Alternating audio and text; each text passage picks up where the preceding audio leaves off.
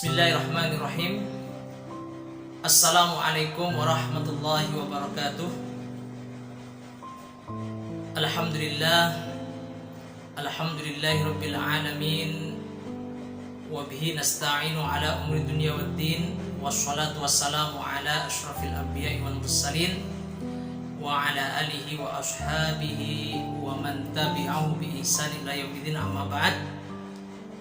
Kaum muslimin, para pendengar radio Mentari FM, radio kesehatan Solo yang dirahmati oleh Allah Subhanahu wa taala. Pada malam hari ini, sebelum memasuki bulan Ramadan, kita akan memulai untuk mengkaji ayat-ayat Al-Qur'an tentang siam dan bulan Ramadan. Di dalam Al-Qur'an, dalam surah Al-Baqarah ayat 183 sampai 187 merupakan ayat-ayat yang terkait dengan ibadah siam dan bulan Ramadan. Insyaallah selama bulan Ramadan kita tuntaskan kajian ini, dan pada malam hari ini kita akan memulai dari ayat 183, yaitu firman Allah Subhanahu wa taala, A'udzu billahi minasyaitonir rajim.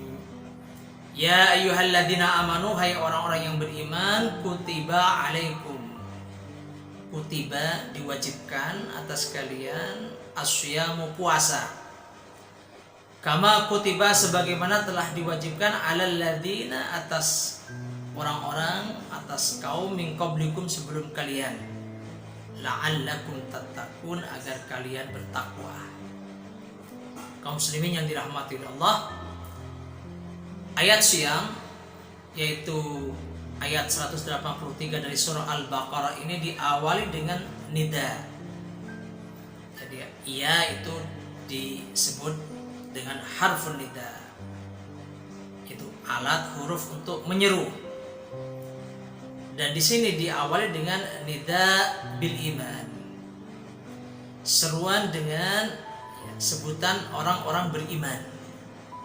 Di dalam Al-Quran umumnya seruan khitab, yaitu seruan terhadap orang yang diajak berbicara, diajak atau dijadikan sasaran dari ayat Al-Quran itu. Ada kalanya umum, ya ayyuhan nas, wahai manusia. Ada kalanya ya ayyuhalladzina amanu, khusus terhadap orang-orang yang beriman, atau ada kala juga dengan terhadap kelompok-kelompok yang lain, ya ahlal kitab bisa. Kemudian di dalam ayat ini Allah Subhanahu wa taala menggunakan seruan al-iman, orang-orang beriman. Ini menurut para ulama ini ada dua tujuan. Yang pertama adalah untuk memberi dampak positif secara psikologis.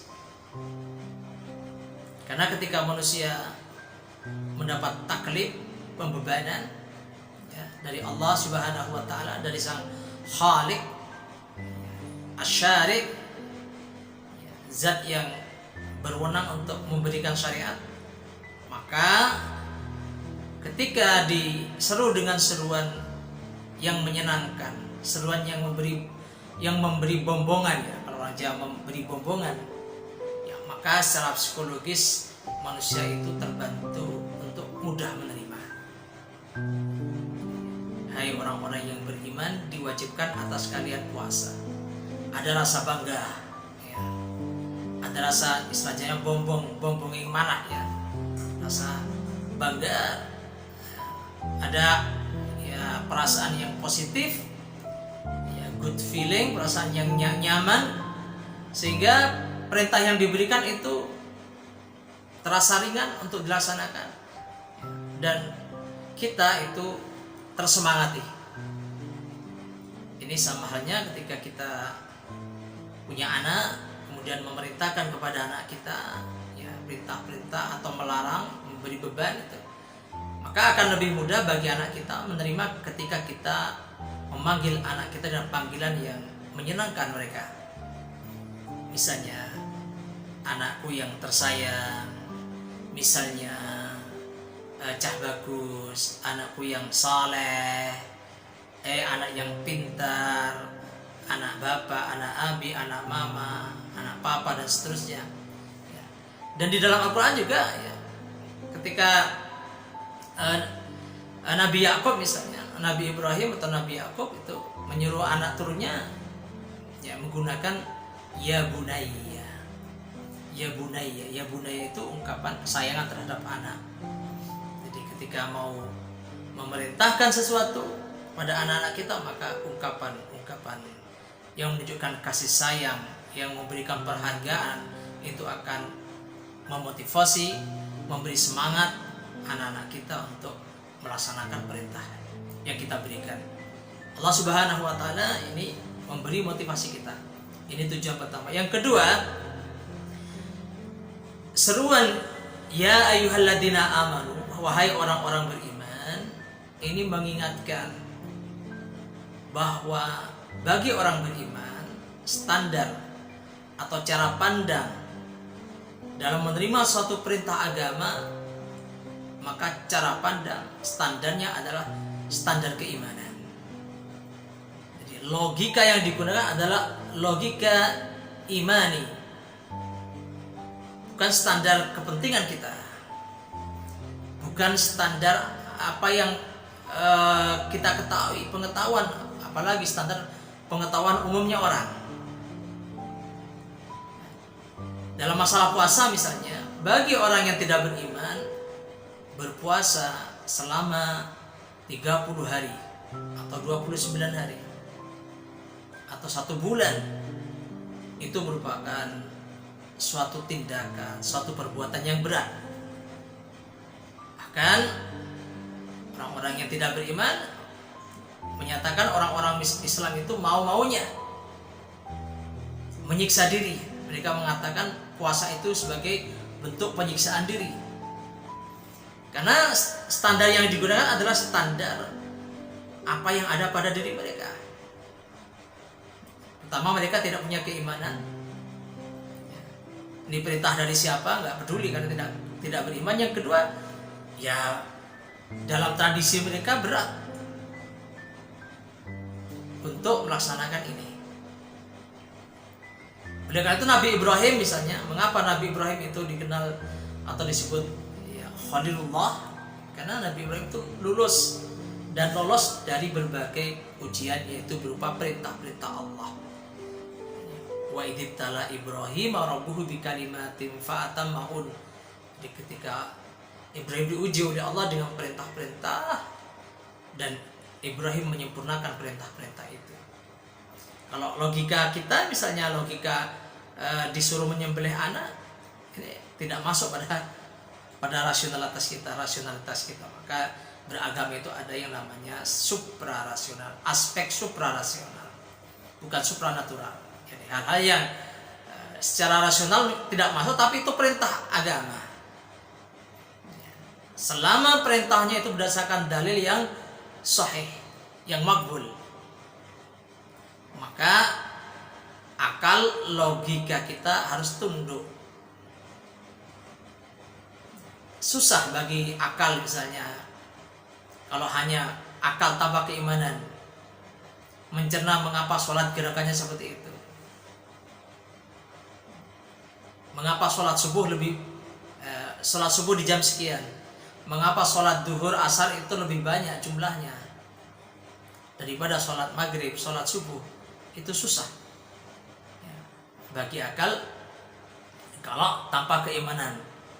Dengan adanya keimanan, kemudian akal mencoba mencari hikmahnya, tapi itu hikmah saja, dan hikmah itu apa yang bisa ditangkap oleh akal manusia. Sehingga ketika kita berbicara tentang perintah Allah, logikanya bukan lagi logika, bukan standar akal, bukan lagi standar tradisi, apalagi tradisi. Sesuatu yang turun-temurun sudah ada, kemudian ketika bertentangan dengan syariat, kemudian syariatnya dikalahkan, tidak bisa. Apalagi HAM, kacamata internasional misalnya, tidak bisa. Sebagaimana beberapa waktu yang lalu muncul banyak isu ya dalam kehidupan kita berbangsa, muncul pernikahan ya, antar agama. Ya, jadi tidak bisa dibenarkan pernikahan antar agama berdasarkan perkembangan zaman. Mungkin sekarang masyarakat lebih demokratis, tidak bisa. Apalagi dulu ada satu ide pemikiran, misalnya konsep milkul yamin tentang perbudakan, kemudian ditafsirkan legalisasi seks pranikah asalkan ada komitmen. Nah, ini tidak bisa, standarnya bukan itu ya, jadi bukan standarnya ya, karena kenyataannya banyak sekarang kemudian melegalkan apa yang ada di masyarakat, tidak bisa. Hukum itu bukan fungsinya untuk mengikuti melegalkan ya, keinginan apalagi syahwat manusia. Justru hukum itu mengontrol. Memang ada istilah illat.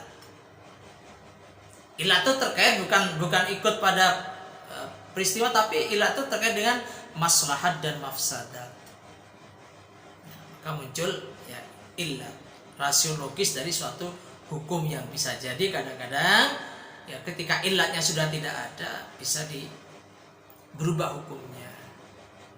Ya, itu pun ya, berdasarkan dalil misalnya, seperti dalil tentang ziarah kubur. Dulu Nabi melarang, kemudian memerintahkan, membolehkan. Atau dalil tentang nikah mut'ah, dulu dibolehkan, kawin kontrak, kemudian dilarang. Itu ada illat. Ada juga yang hasil istihad, illat itu bisa istihad para ulama, tapi istihad itu bukan sembrono. Namanya istihad itu adalah mencurahkan segala daya upaya akal pikiran kita untuk mencapai suatu kesimpulan berdasarkan dalil-dalil yang ada, baik secara langsung maupun ya secara metode istihad seperti kias dan lain sebagainya. Jadi itu standar kita dalam beragama adalah keimanan. Jadi selama itu dalilnya sahih, maka itulah yang kita pegangi. Lain halnya kalau nggak ada dalilnya atau dalilnya tidak sahih, ya, yang itu lain halnya. Ini mengapa Allah Subhanahu wa taala menggunakan ungkapan ya ayyuhalladzina amanu. Kemudian kutiba alaikumusiyam. Allah Subhanahu wa taala menjelaskan kutiba. Kata kutiba itu bermakna